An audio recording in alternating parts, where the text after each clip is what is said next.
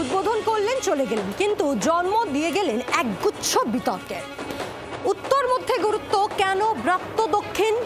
সেবক সংঘের পুজো কেন সার হাত ধরে উদ্বোধন হলো না? গেরুয়া শিবিরের অন্দরের মধ্যে একেবারে জোর কোন্দল সূচি পরিবর্তনকে কেন্দ্র করে। অভ্যন্তরীণ কোন্দলের গন্ধ পাচ্ছেন অনেকেই।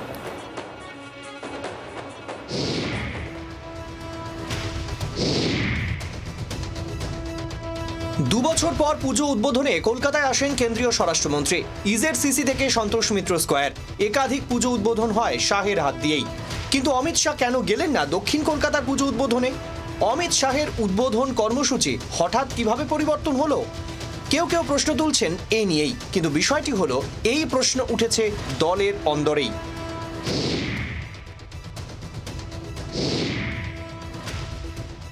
সেবক সংঘের পুজো পুরনো বিজেপি নেতার, তিনি আবার তপন শিকদার, রাহুল সিনহা, শ্রমিক ভট্টাচার্যদের ঘনিষ্ঠ লোক বলেই পরিচিত। তাই দলের মধ্যেই প্রশ্ন, রাজ্য সভাপতির ঘনিষ্ঠের পুজো বলেই কি শাহের উদ্বোধন কর্মসূচিতে শেষ মুহূর্তে পরিবর্তন? আবার অনেকেরই দাবি মুখ্যমন্ত্রীর বাড়ির এলাকায় ওই পুজো, তাই শাহের উদ্বোধনে বাধা হলো। যদিও সেবক সংঘের বিজেপি নেতা মৃণালবাবু জানিয়েছেন রাস্তায় ইলেকট্রিকের তার পড়েছিল, তাই শাহের হাত দিয়ে পুজো উদ্বোধন বাতিল হয়।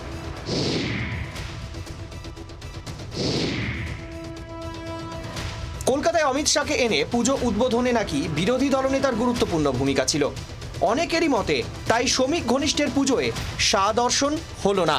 শুধু তাই নয়, সদ্য শাহের সফরে দেখা যায়নি দলের অনেক সাধারণ সম্পাদককে। সন্তোষ মিত্র স্কোয়ারে যাননি সুকান্ত মজুমদারও। সভাপতি হওয়ার পর এখনো দলের রাশ পুরনোদের হাতেই। শোনা যাচ্ছে এতে ক্ষুব্ধ শ্রমিক। আমাদের দল যেভাবে চলে, দলের যা সংস্কৃতি, দলের যা কর্মসূচি, সেটা চলবে। এটা দুর্গাপুজোকে কেন্দ্র করে, দুর্গাপুজোকে হাতিয়ার করে রাজনীতি করা বা বিভাজন তৈরি করবার কোনো উদ্দেশ্য আমাদের নেই। কাউকে তোষামত নয়, কাউকে তোষণ নয়। ঘনিষ্ঠের পুজো উদ্বোধনে অগত্যা শ্রমিকই ভরসা। ঝটিকা সফরে বৈঠকহীন এই শাহের সফরে রীতিমতো গেরুয়া ফাটল প্রকাশ্যে বলেই মত বিরোধী শিবিরের। মৌমিতা চক্রবর্তী রিপোর্ট, জি 24 ঘন্টা। বাংলার আওয়াজ, বাঙালির আবেগ, জি 24 ঘন্টা।